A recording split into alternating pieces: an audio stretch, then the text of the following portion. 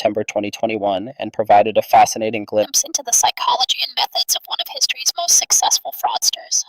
Her defense team employed a controversial strategy, arguing that Holmes had been psychologically and sexually abused by her former business partner and boyfriend, Sunny Balwani, who was 19 years older than her.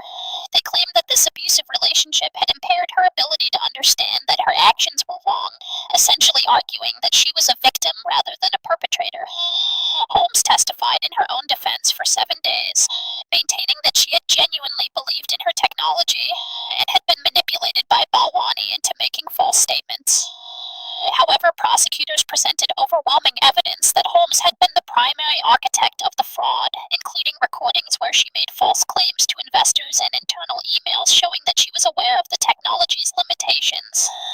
The prosecution also demonstrated that Holmes had lived lavishly on investor funds, spending money on expensive clothes, private jets, and a luxury lifestyle while her company was failing to deliver on its promises.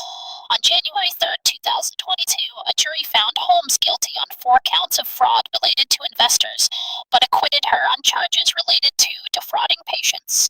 In November 2022, she was sentenced to 11 years and 3 months in federal prison, one of the longest sentences ever given to a tech executive for fraud. The THERANOS scandal represents more than just the story of one woman's spectacular fraud. It reveals fundamental weaknesses in how Silicon Valley evaluates and funds new technologies, particularly in healthcare. Holmes succeeded in raising nearly $1 billion and achieving a multi-billion-dollar valuation without ever subjecting her technology to rigorous scientific peer review or regulatory oversight. Investors were dazzled by her charisma, her prestigious board members, and the massive market opportunity in healthcare, but they failed to conduct proper technical due diligence or demand proof that her technology actually worked. The scandal also highlighted the dangers of the fake it till you make it mentality that pervades Silicon Valley, where entrepreneurs are encouraged to make bold claims and worry about delivering results later. In software and consumer technology, this approach might result in a failed app or website, but in healthcare, the consequences can be life-threatening. The THERANOS case has led to increased scrutiny of healthcare startups and calls for more rigorous oversight of companies that make medical claims.